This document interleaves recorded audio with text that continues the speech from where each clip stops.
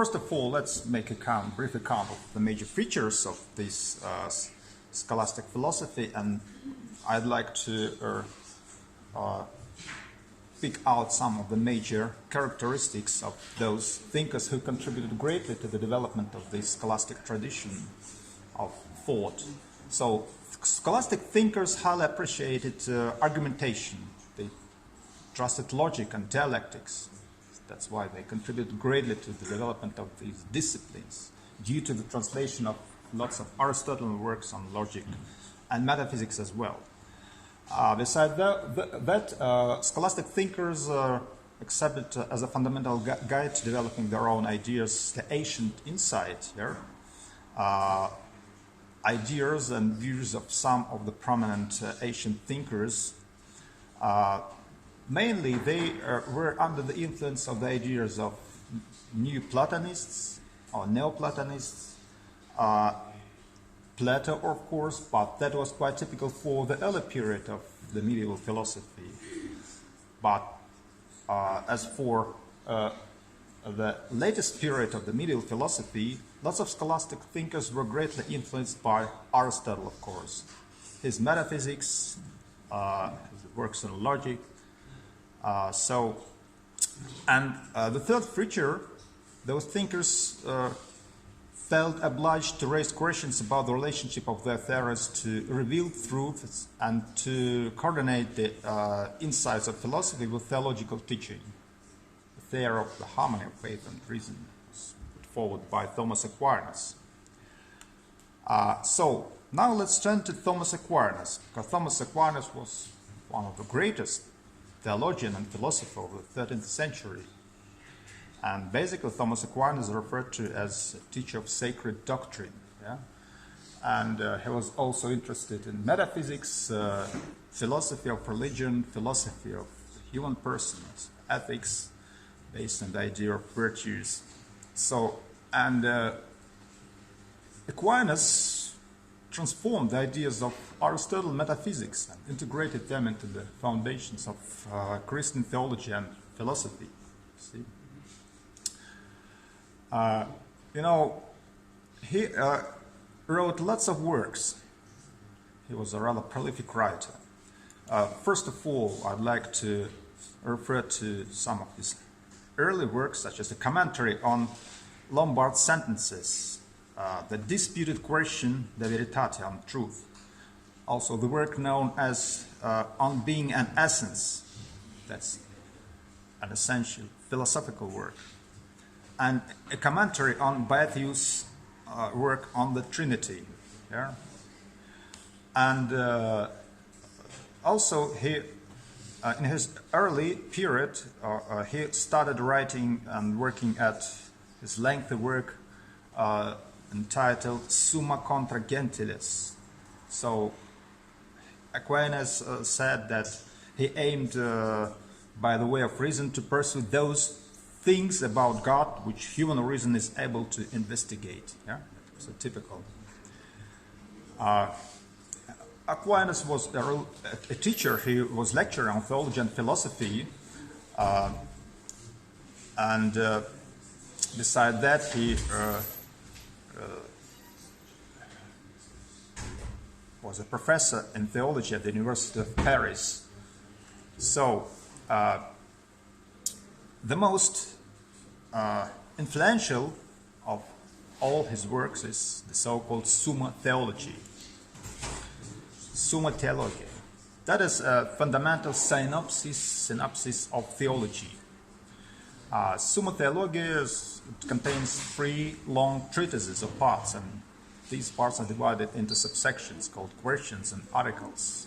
That's a rather systemic work, and Aquinas analyzes lots of issues falling under lots of categories. They turn to the topics such as God, creation, angels, human nature, virtues, Christian sacraments, and so on. Beside this fundamental synopsis of theology, Aquinas composed the so-called Golden Chain, a continuous commentary on the 4 Gospels, composed of quotations from the Church Fathers and produced an edition of liturgy for the newly created feast of Corpus Christi, worked on his disputed question on the power of God. Also, he wrote a political treatise on kingship and produced the disputed question on virtues and on the eternity of the world, a discussion of the question, did the world have a beginning? And also, Aquinas wrote commentaries on the Gospels of Matthew, John, and on Aristotle's physics and ethics and metaphysics as well. So that means that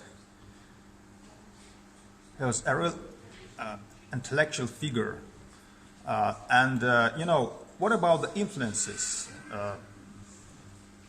As I told you, Aquinas' philosophy is a rethinking of Aristotelianism. Yeah? But also, it was under the influence of Neoplatonism and under the influence of some of the ideas developed by Augustine and, of course, Boethius. Boethius was the first who started translating logical works of Aristotle from Greek into Latin. You see? And beside that, the works of Aquinas reflect some of the ideas of Aristotle as they were perceived and interpreted by Islamic pro-Aristotelian thinkers such as Avicenna, Averroes. But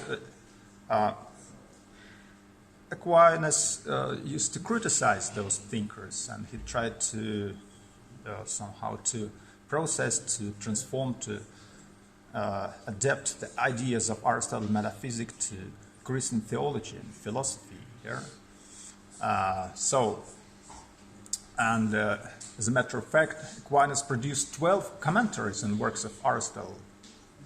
And Aquinas wrote those philosophical commentaries in order to enhance his own understanding of the topics of Aristotle's metaphysics. Just consider his remarks in his commentary on De Caelo, work by Aristotle. The study of philosophy has as its purpose to know not what people have thought, but rather the truth about the way things are. And Aquinas believed that the theologians' attempt to understand God and everything else in relation to God was the fundamental instance of the universal human drive to know the truth about the way things are. And Aquinas often cited Aristotle here, called Aristotle philosopher, and he cited Aristotle as the philosopher in support of a thesis he's defending even when just commenting on scripture. That means that Aquinas combined Aristotelian philosophical tradition with Christian metaphysics and developed the system of Christian philosophy on the basis of Aristotle and the combination of his ideas with some of the ideas of Augustine, Neoplatonism, and Boethius as well. So, first of all, what is the relation between theology and philosophy? That's the first question. And Thomas Aquinas approached this question in a rather original way.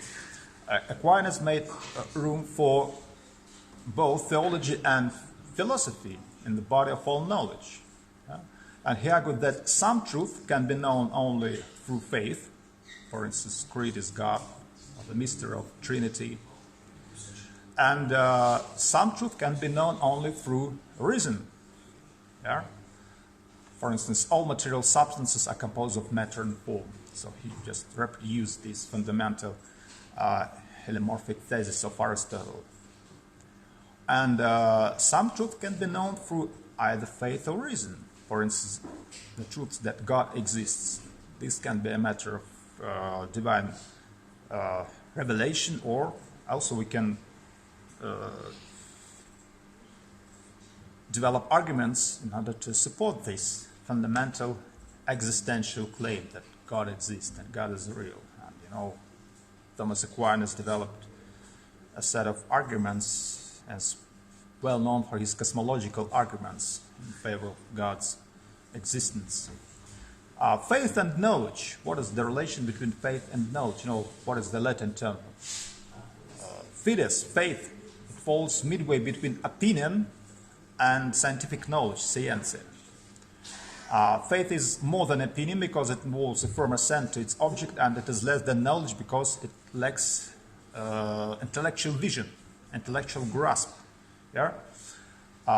So both are intellectual acts and habits of assent, and in the case of faith, a person isn't sufficiently moved by the object to accept it as true, so by an act of will he inclines himself to believe. That's very important. That faith involves will, anyway. Knowledge, intellection, it implies assent motivated by a personal intellectual seeing of the object of knowledge without any direct influence from will.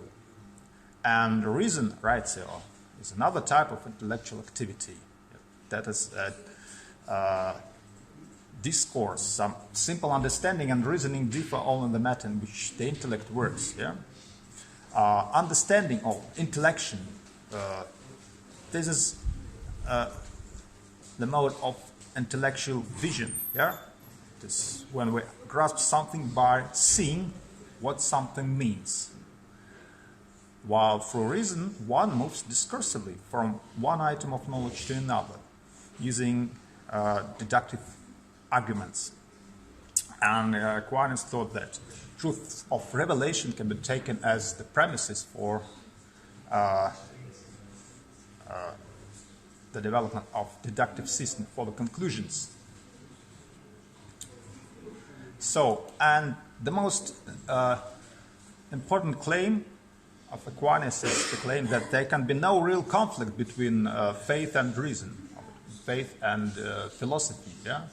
Because both derive from one and the same source. First of all, God is the author of revelation, is the source of divine knowledge. Yeah? On the other hand, God viewed as the creative source of the human intellect, yeah? The human intellect and of the created universe. There must be some correspondence between the forms and the structures of our intellect and the forms and the structures of the universe created by God. You see? But Aquinas distinguishes between philosophical science and trivial theology. Philosophical science is called metaphysics, or first philosophy. These are traditional terms which etymologically go back to Aristotle and his account of first philosophy. The philosophical science studies God only indirectly, yeah, as the cause of that which falls under its subject. Philosophical studies science studies being and so far it is being. Yeah? And revealed theology, it has God as its subject. And it primarily depends on belief in divine revelation or its principles. So Aquinas insisted that there must be unity of metaphysics and the science of the divine. Yeah? And that unity was in accordance with his principle of the harmony of faith and reason. But of course, there is a difference between the orders to be followed in philosophy and in theology, the teaching based on faith. In case of philosophy, one considers created reality in itself and moves from an examination of reality to a knowledge of God. So we can begin with the study of being as being, that is according to the fundamental goal of metaphysical inquiry. So we study being insofar as being qua being in general, and in the course of our efforts just to understand this, we should ultimately discover the principle or cause of that which falls under it, namely God. And in the case of Studia Divinitatis, in the case of teaching based on faith, one first turns to the study of God and only thereafter examines created reality, so it in some way imitates or represents the divine reality. So divine reality can be explained in terms of the participation of every created entity in the universal act of being or esse. That was original Aquinas' point of view. In most cases, Aquinas used the term theology, and even he used a rather equivocal expression, the philosophical theology.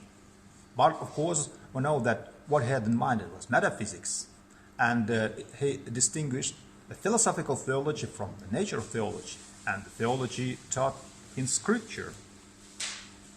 So first of all, natural theology. Natural theology. He considers natural theology to be a part of philosophy. Natural theology must be based entirely on principles known by the natural light of intellect. And in his works, Summa Contra Gentiles, Aquinas begins by writing about the concerns of a wise person, one of those who give things an appropriate order and direction and govern them well. So the wisest person will be one whose attention is turned toward the universal goal, which is also the universal source, which is God. So natural theology, as Aquinas claimed, must be called the greatest wisdom itself, as considering the absolutely highest cause of all, and therefore the highest, most universal explanatory truth must be wisdom's concern, and anyone aspiring to wisdom will attend to metaphysics. Aristotle rightly identified metaphysics as the science of truth, the truth that pertains to the first principle of being and for all things, the study of first principles and causes, and the study of being insofar as being. So, but the truth regarding the first principle of being for all things within this religious Christian framework will be the truth about God. And natural theology can show that God exists, and so that's the project of natural theology, as it is related to the project of philosophy or philosophical theology. So what about philosophical theology? This is a typical example of the application of reason to revelation. Yeah? Philosophical theology shares the methods of natural theology, broadly considered the methods of analysis and argumentation. So that's why the translation of Aristotle's works on logic was really helpful.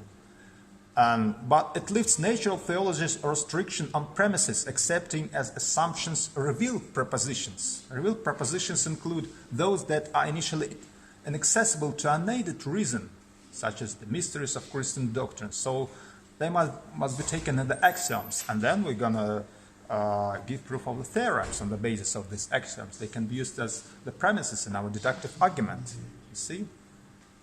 And in many works, philosophical theology, Aquinas tests the coherence of doctrinal propositions, including the mysteries. He attempts to explain them. He uncovers their logical connections with other doctrinal propositions and so on. That was according to the idea of scholastic approach, mainly scholastic methods of inquiry.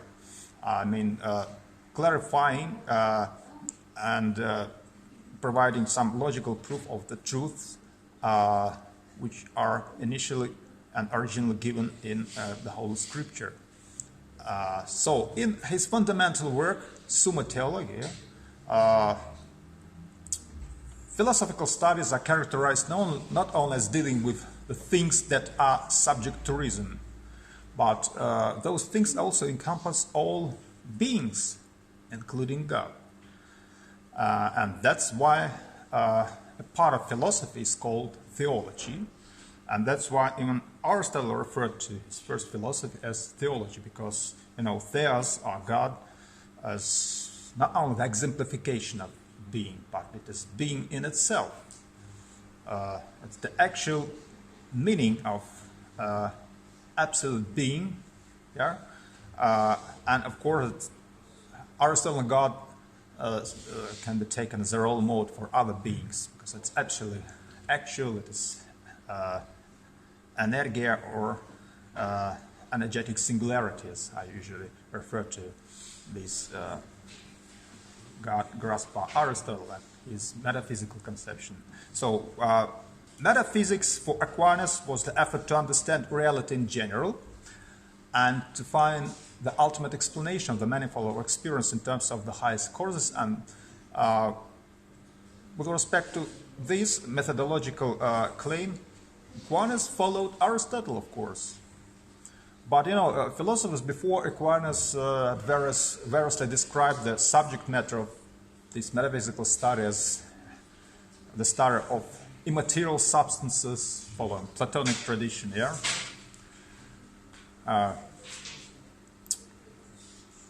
But Aquinas stressed the point that, first of all, metaphysical study should be oriented at the study of first causes of all things.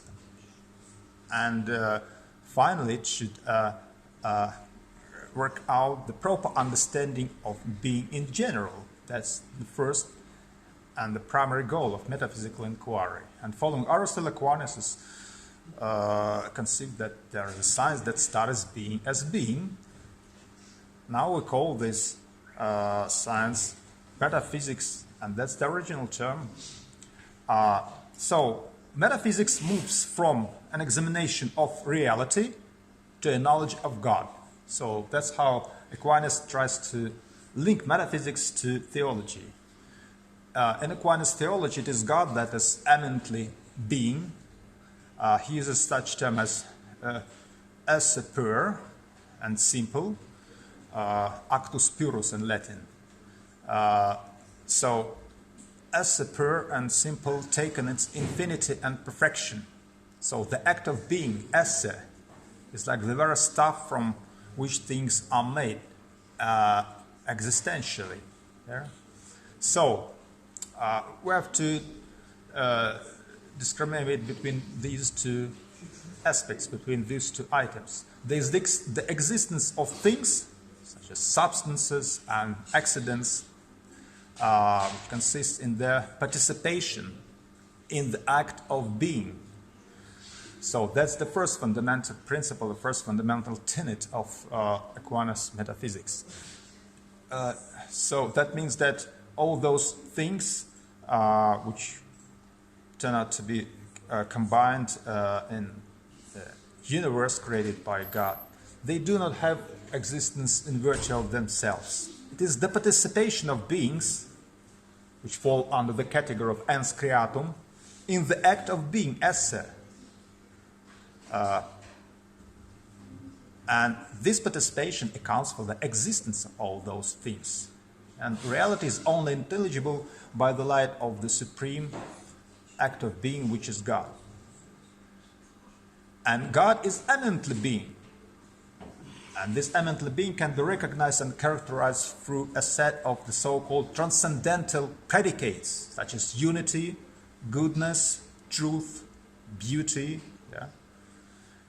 And these predicates are true of being in its eminent sense. Some of these predicates, of course, can be true of contingent material things, but in a secondary, derivative sense. And everything that participates in unity, goodness, truth, and beauty is one, good, true, and beautiful. That means that I can justifiably claim that this or that thing is beautiful insofar as it participates in being which has these attributes. I think that developing this view, Thomas Aquinas followed Boethius and his ideas about goodness of all that is real. All things are really good insofar they participate in being here. And being has its ultimate source, it is God. And God is the first subject of whom it can be truly said that it has unity, that it is good, true, and beautiful, and so on. So the God of religion has truly become the supreme principle of philosophical intelligibility.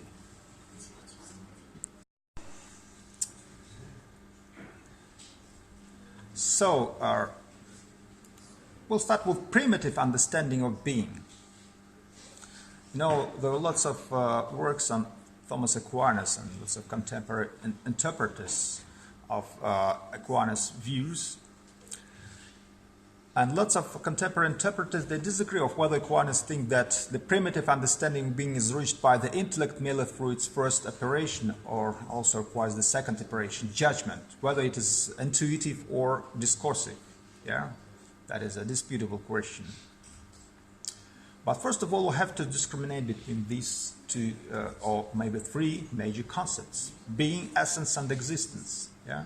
So the notion of being, that which is a rather complex one, because it includes both quantitative and existential components. The quantitative, quidditas, whatness. Yeah. The quantitative component is essence. The existential component is existence. Both of these terms, they have one and the same root, antis, that which is real, something which is real, antis. In theological terms, ens creatum, things that are created by God. And hence both simple apprehension and some judgment of existence seem to be required for us to formulate this primitive notion of being. We can claim that, for instance, our primitive understanding of being can be expressed through a judgment, both a subject and predicative structure. So, the notion of being, it turns out to be a rather complicated notion, as you see. And we can use this notion analogically or equivocally, for instance. First of all, the notion of being is to apply to each and every being and to the differences that obtain between beings. So if so, we can pose the following question: what kind of unity must characterize the notion of being? How can we gather all those meanings and aspects of being in a one and the same unified definition, if it is possible? So Aquinas answers the following one: just being is predicated analogically. And he develops his theory of analogy of being. Aquinas criticized Parmenides for having mistakenly thought that being, or that which is used in only one way. In fact, the notion of being is used in different ways. Because taken in one sense, being means substance, something which is real in virtue of itself, yeah? And in another sense, being means accident, something which is attributed to the substance, something which is real in virtue of its relation to substance as the primary being. But we apply the notion of being both to substance and accident. Being is predicated analogically. What does it mean to be predicated analogically? Something may be predicated analogically of different things that differ in definition, but they are relevantly related to one and the same thing. So this is the problem of analogy of being. It arises for Aquinas at two different levels. First of all, we should distinguish between analogy at the horizontal or predicamental level and analogy at the vertical or transcendental level. Analogy at the horizontal or predicamental level, that is called categorical level. The level of beings insofar as they are discovered through sense experience and fall under being as being in general. Analogy at the vertical or transcendental level. This is the level which is concerned with explaining how being and like names may be meaningfully applied to different kinds of substances, including not only finite and created realities, but even God himself. That's a vertical or transcendental perspective. So, for instance, if we use a set of categories, such as category of essence, time, place, quantity, quality, action, affection, and so on. So we operate within the framework of this predicamental categorical theory. So we simply intend to highlight all the aspects of being of those particular objects which we encounter in our experience, without taking into account their relation to some ultimate cause of their being. If we are talking about transcendental level of being, the transcendental level of analogical predication of being, yeah, we should try to discover some ultimate reality which accounts for the reality of those particular material objects which we encounter in our experience, that is God.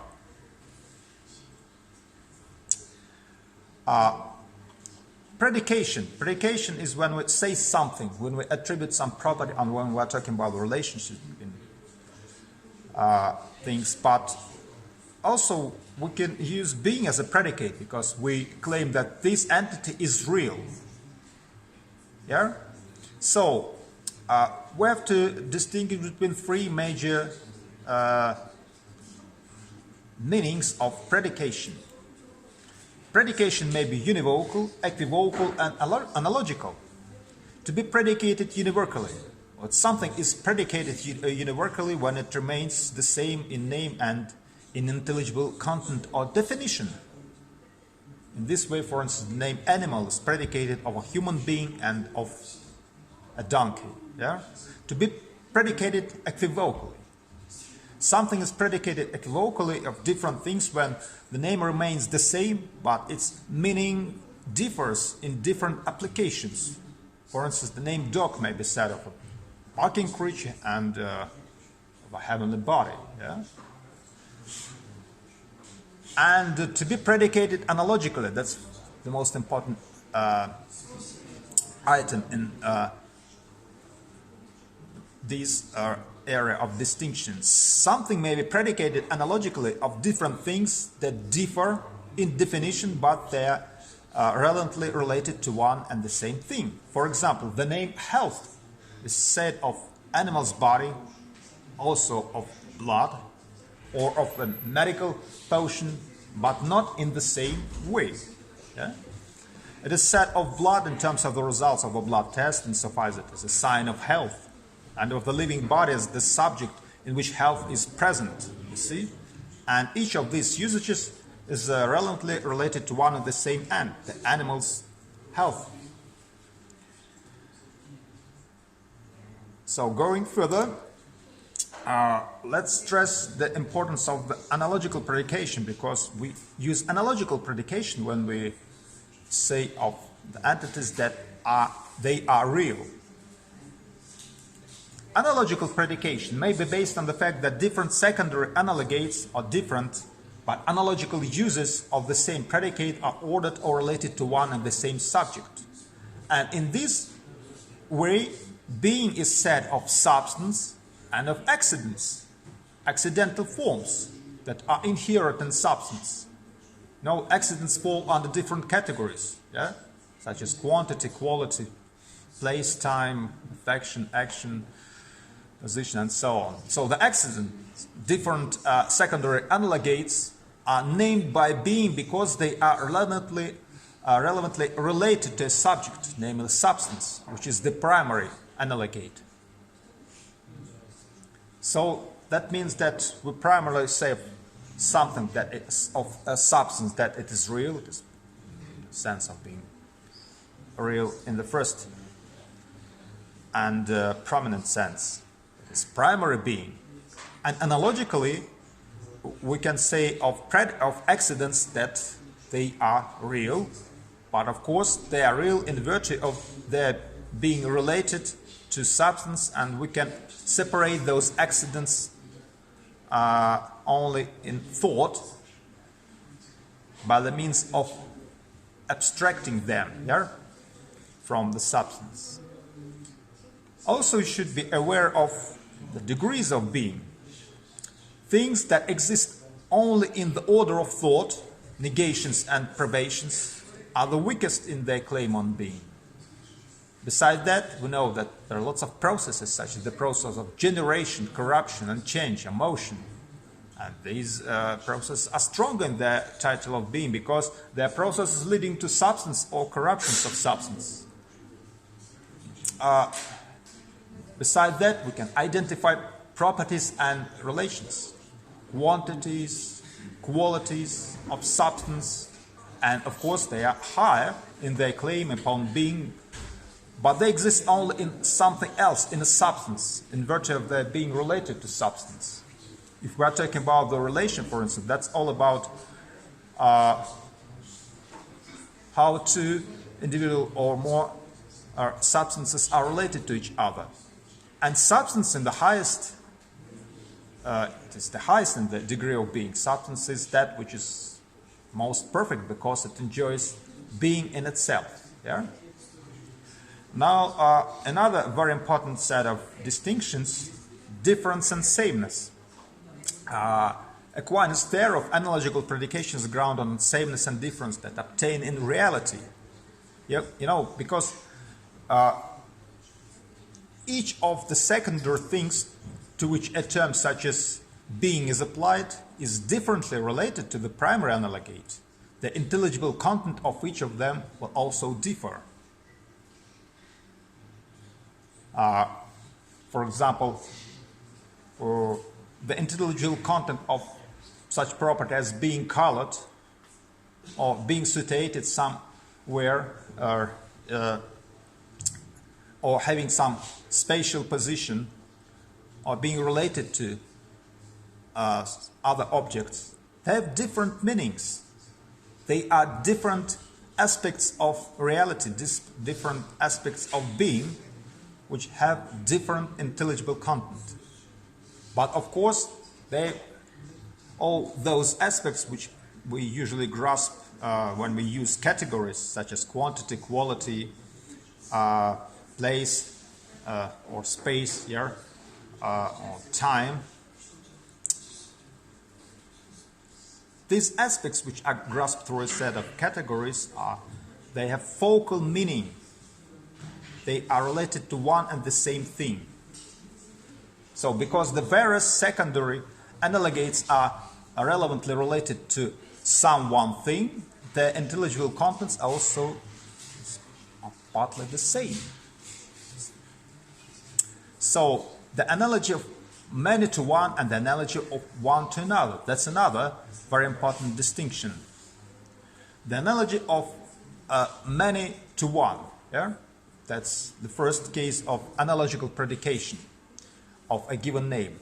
This analogical predication of a given name is justified by the fact that a number of different things are relevantly related to something prior to them. And consider this example here. It is with reference to one and the same thing, health, that the name healthy may be predicated of an animal as its subject, of the art of medicine as its efficient course, of food or medicine as that which preserve health. But we should distinguish this analogy of many to one from another kind of analogy, the analogy of one to another. A term may also be predicated analogically of two things, not because of relationship both bear to some third thing, but simply because one is relevantly related to the other. And Aquinas writes that being is predicated analogically of substance and accident because of accident's relationship to substance. Because accidents are those forms of properties which exist in virtue of their being related to the substance which is primary being. That's all according to the Aristotle account of things in their reality. So, let's examine the implications of this theory of analogy of being and the value of this theory for metaphysical analysis. The analogy of many to one ultimately rests on the analogy of one to another. That's a very important metaphysical principle. Being may be predicated analogically of quantity and of quality because of the relationship both bear to substance. That is analogy of many to one. But being is said of substance and quantity because of quantity's relationship to substance. That's an analogy of one to another. And this suggests that the analogy of many to one ultimately rests on the analogy of one to another. When predicating names of God, and created realities, Aquinas rejects analogy of many to one and usually turns to the analogy of one to another. And now let's see how this theory of analogy of being fits to the theory of participation in being. Theory of analogy addresses itself to the unity and the diversity involved in our understanding and predication of being. Theory of participation in being is concerned with the ontological situation that gives rise to such unity and diversity. That is, unity and diversity in reality, in res. And theory of participation is being the fundamental metaphysical theory which provided the basis for the development of theological issues. The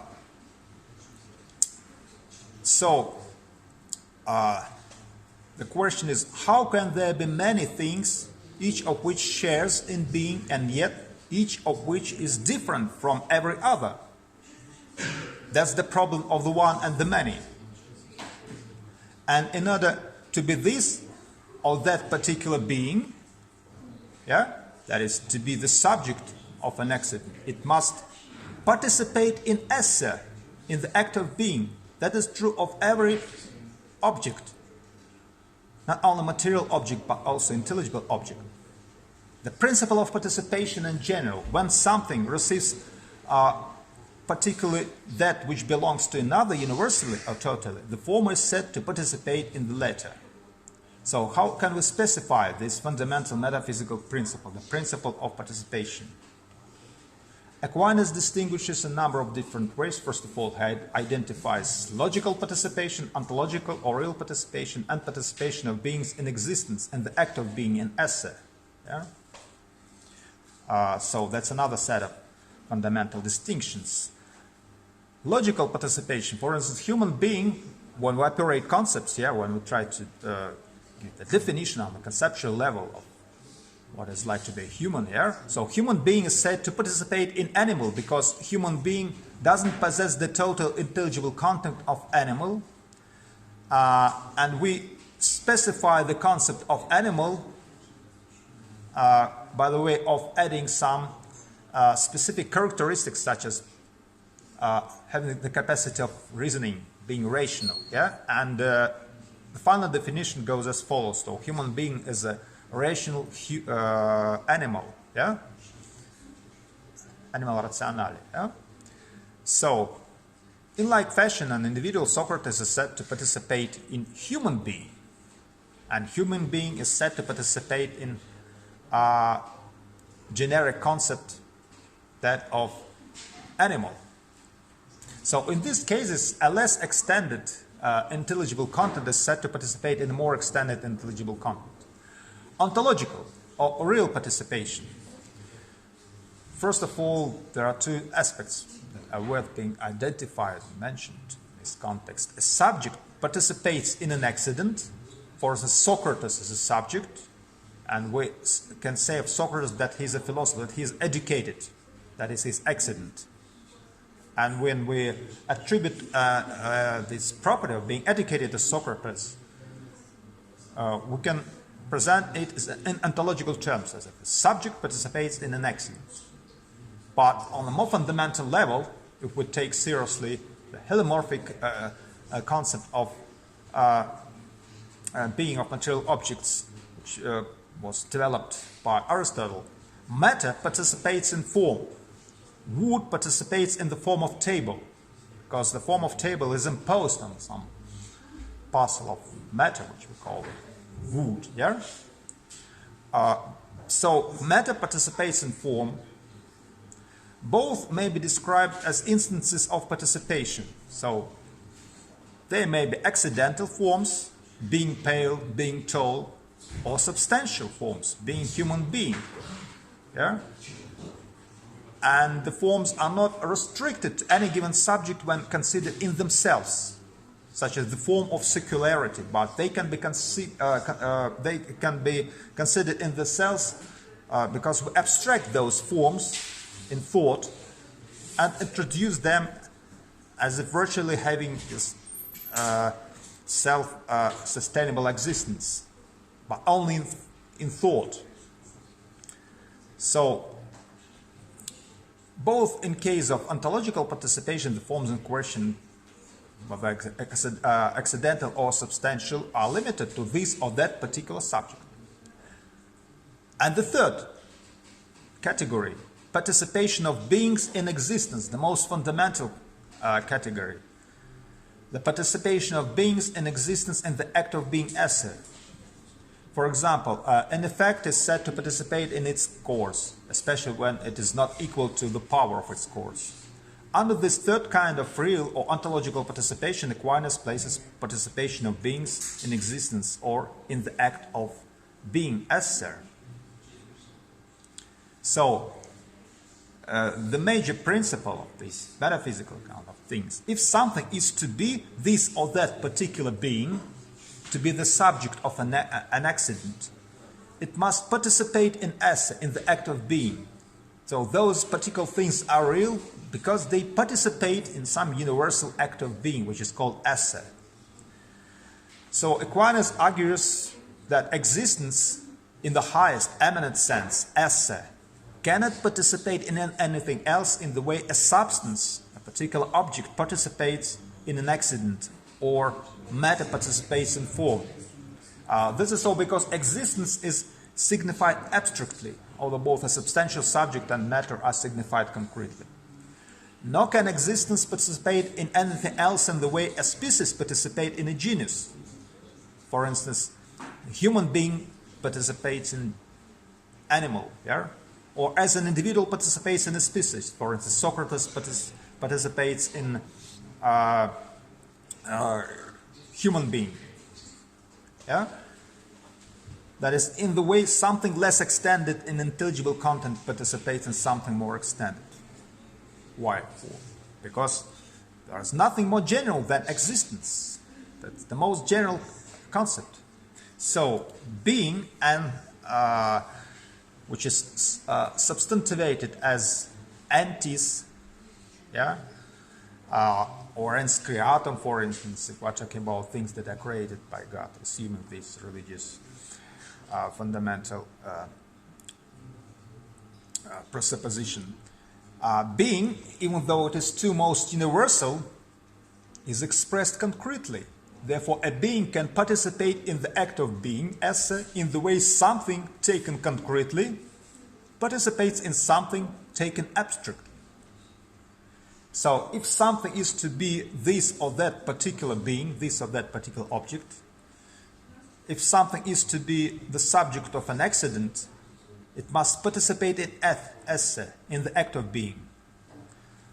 And Aquinas concludes that existence esse and that which is id quod est in Latin are different. That's the most fundamental idea of his metaphysics. Esse and id quod est differ intentionally, notionally, in the case of simple beings in thought. But esse, or act of being, and id quod est, that which is, they differ really in the case of composites. And Aquinas concludes that there is only one truly simple being, and therefore only one being that doesn't participate in existence but is subsisting existence esse. This is God. That means that in God, esse and id quod est, or essence, existence and essence, they do not differ. Actually, we cannot identify id quod est, yeah, in God, because it's per esse, or actus purus. The essence of God is his being, real, his existence in its purest, substantial sense. And it is true of every object that in material objects and even intelligible objects, esse and id quod est are really different. So once again, what does Aquinas understand by the existence or act of being in which existing entities participate? Consider these alternative versions of the answer. First of all, Aquinas means by this existence, act of being viewed universally as a commune. Or Aquinas means by this existence, act of being self-subsisting existence, or God, as a subsistence. And Aquinas argues that particular entities depend on the act of being viewed universally, that is on esse commune. But esse commune, existence in general, depends on God because it falls under the power of God. If esse commune participates in God, and if other existing objects and entities depend on esse commune, they too participate in the divine esse, that is God. So things are real because they participate in the act of being, in the divine esse, which is God. The argument goes in the following way. So first of all, Aquinas refuses to identify esse commune, existence in general, directly with self-subsisting existence, which is God. Aquinas also distinguishes existence in general from any abstract, universal, generic, or specific concept, the concept of being in our mind. And let's take note of the following fact, that by referring to existence as common, Aquinas doesn't mean that it exists as such apart from individual existence, from individual objects, but only conceptually, abstractly, in the order of thought. It may be taken apart from individual existence, individual or particular material or intellectual objects. And in this term, esse is the act common to every substantial entity that accounts for the fact that the entity actually exists. So entities other than God participate in existence in general, esse commune. I'd like to cite Aquinas. Just as this human being participates in human nature, so does every created being participate, if I may so to speak, in the nature of being, for God alone is his existence.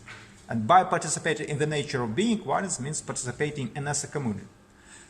And sometimes Aquinas speaks of a caused or created being as participating in the divine existence or an esse subsistence, which is God. For instance, in his commentary on the divine names, Aquinas knows that the author, he refers to Dionysius, writes that all other things participate in God as their first exemplar cause. So there are three differences in the way esse commune, existence in general, stands in relationship to God and to other existence, to other particular objects. First, existence of particular object depend on esse commune. God doesn't. Rather, esse commune, existence in general itself, depends on God. Existence of particular objects fall under esse commune. God doesn't. Rather, esse commune falls under the power of God. And all other existence participate in esse, but God doesn't, because great esse is a certain participation in God and likeness of him as a subsistence. So consider how Aquinas comments on Pseudo-Dionysius texts. By saying that esse commune has God, he means that it participates in his likeness. And by denying that God has esse, he denies that God participates in it. So if esse commune participates in God, and if other existence depend on esse commune, they too participate in the divine esse. All other things participate in God as in the first exemplar cause. And Aquinas draws the close connection between being by participation and being caused. The most general assumption is that anything that exists in any way whatsoever is from God. In his consideration concerning divine simplicity and divine unity, Aquinas shows both that God is subsisting existence, and that subsisting existence can only be one. And this can be accounted for in terms of the identity of God's existence and his essence. subsistent existence. That means that existence is absolutely identical with essence, and essence is what God is can be expressed in terms of being, yeah, or actus purus, pure act of being. God is pure act of being. Actually, I think that this is the translation of the original Aristotelian term of energia, and this term was accommodated for the purposes of Christian metaphysics. So, there are several basic principles. God is intrinsically identical with all existence. But things other than God, ens creatum, are not identical with their own existence. Things other than God only have existence by participating in the act of being, esse. No being other than God is identical with its esse, with act of being. Hence, its esse is received from something that serves to limit that esse, and that is not to be identified with it. What is the relation between existence and perfection?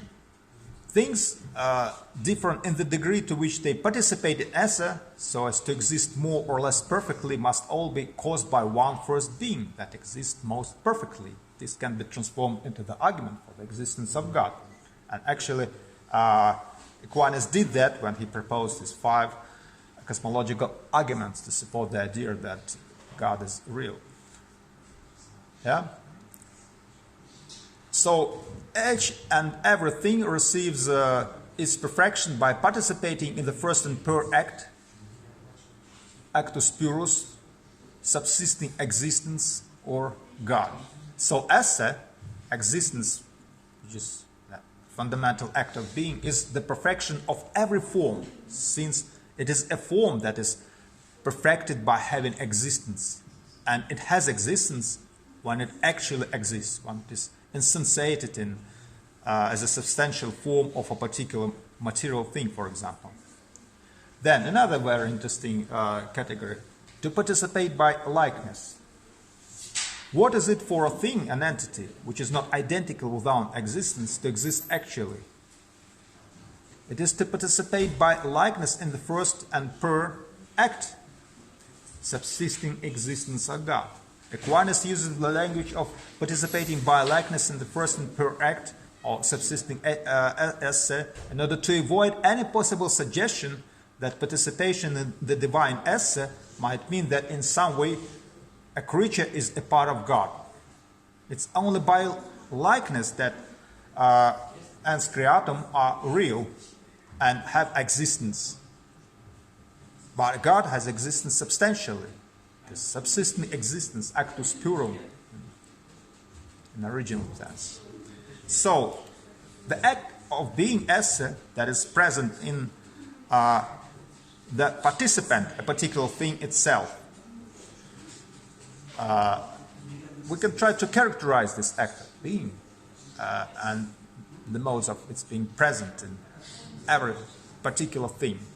Everything receives its perfection by participating in this act of being, and it has esse, it has being when it actually exists. So in this way, Aquinas shifts from speaking of participating in subsisting existence of God to participating in existence taken as the act of being that is present in the participant itself. That's very important. Aquinas writes in Disputed Question on Spiritual Creatures. Everything which comes after the first being, and since it is not its esse, has an esse which is received in something by which the esse is limited. I try to make accents, yeah, to accentuate these metaphysical points of reasoning. And thus, in every creature, the nature of the thing which participates esse is one, and the participated esse is something else. So he insists on the real distinction between nature, essence, and existence, or esse. And since everything participates in the first act by assimilation insofar as it has esse, the participated esse in each thing must be related to the nature which participates in it as act to potency. That's how he accommodates the fundamental distinction of between act and potency, which was first introduced by Aristotle.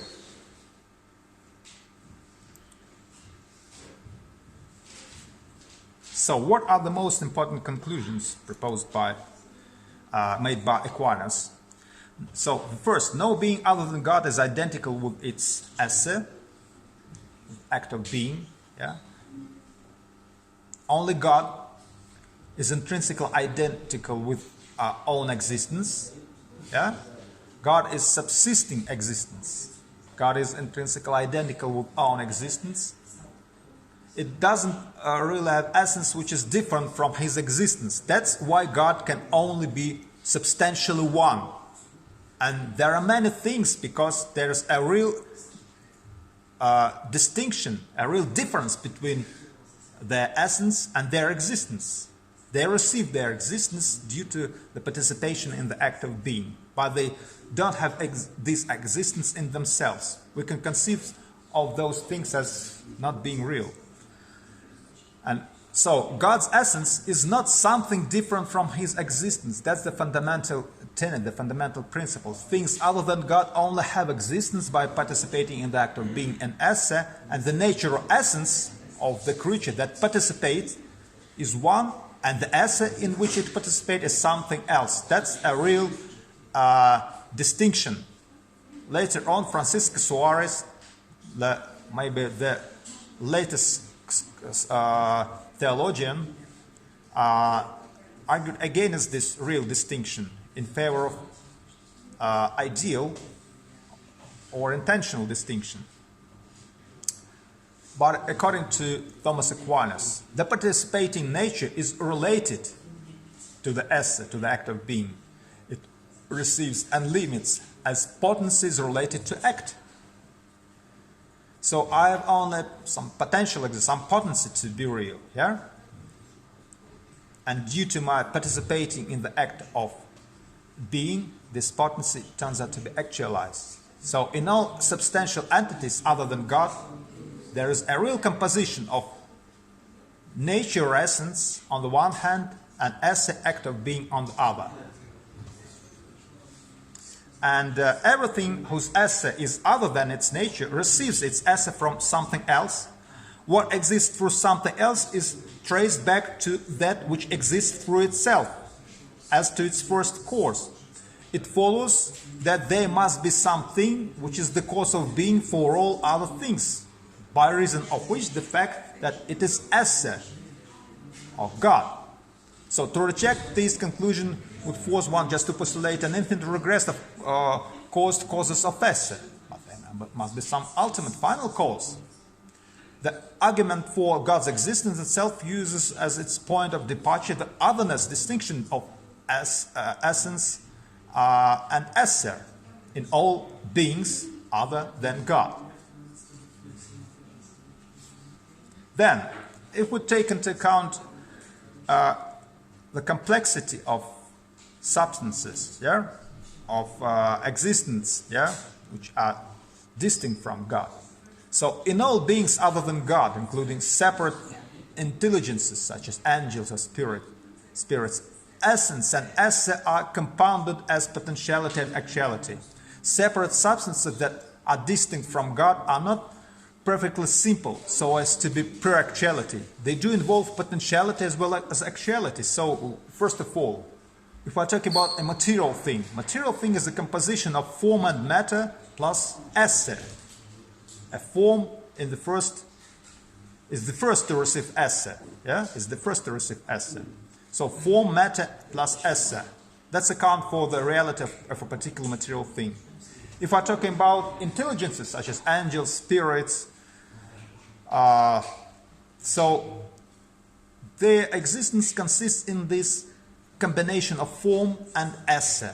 Of course, there is no any matter, yeah, but this is a combination of some substantial form with an act of being.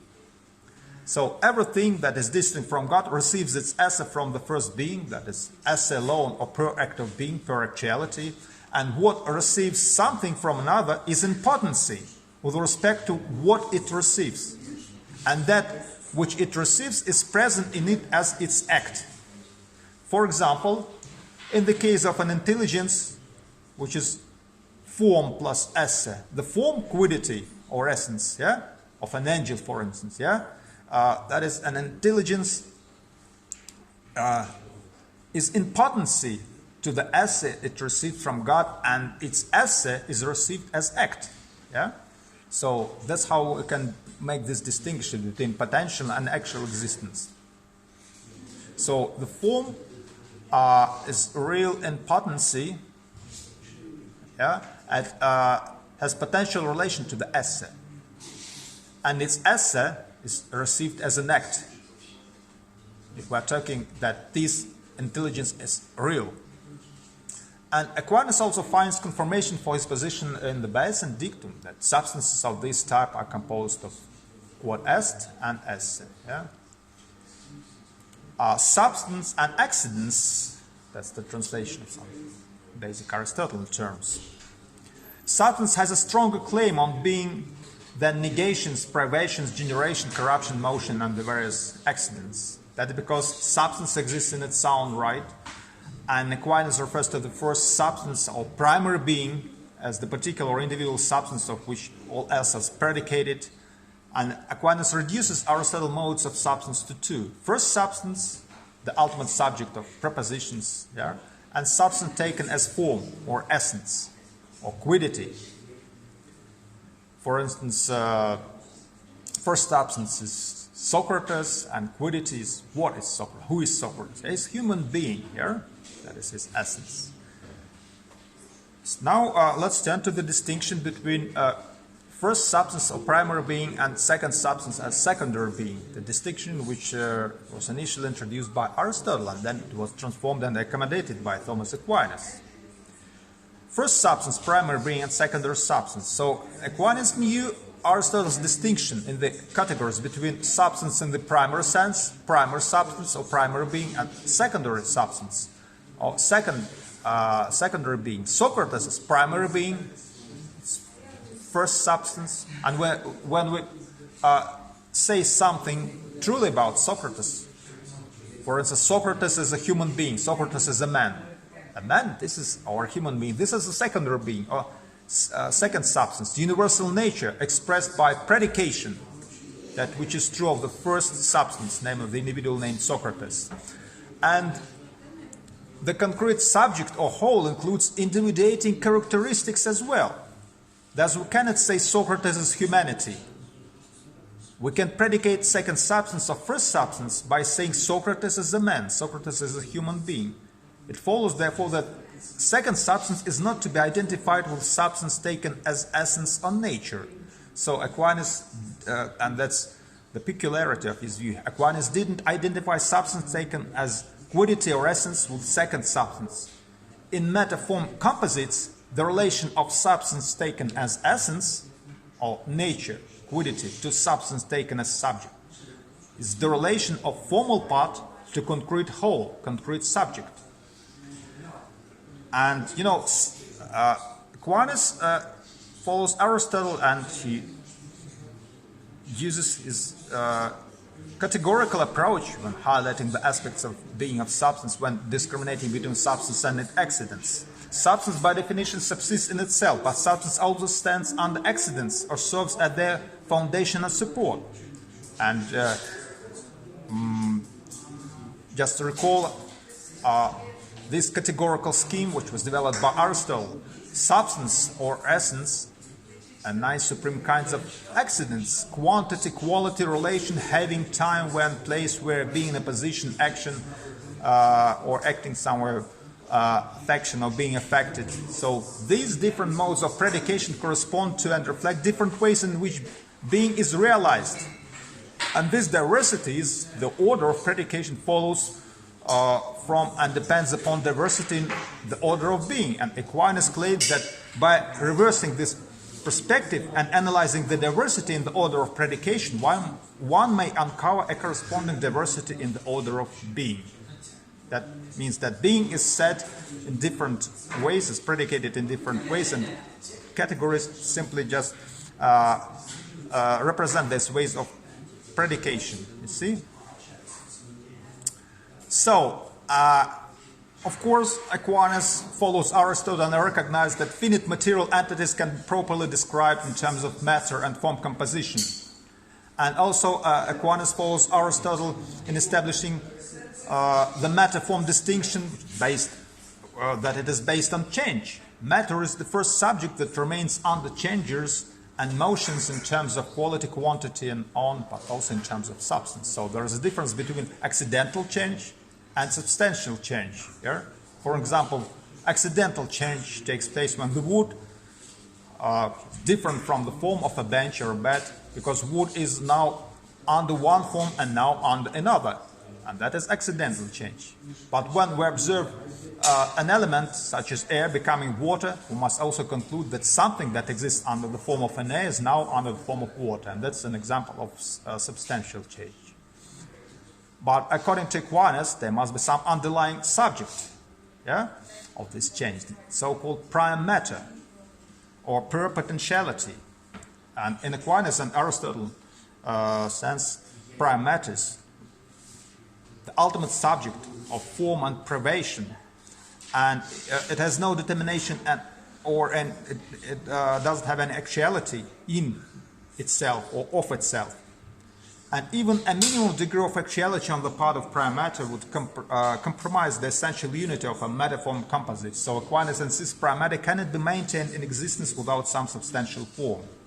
So matter-form distinctions in terms of potentiality and actuality distinction is also the fundamental principle of this metaphysical account of things. Matter is potentiality with respect to substantial form, and that's how Aquinas accommodates Aristotelian view once again. He just reproduces this analytical scheme or explanatory scheme.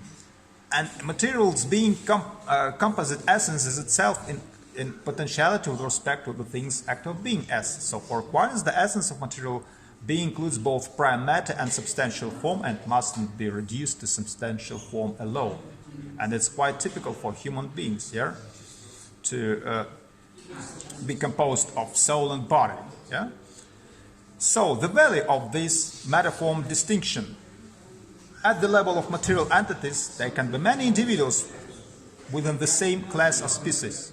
And Aquinas appeals to the prime matter to account for the limitation and individuation. For him, prime matter is the principle of individuation of a universal substantial form.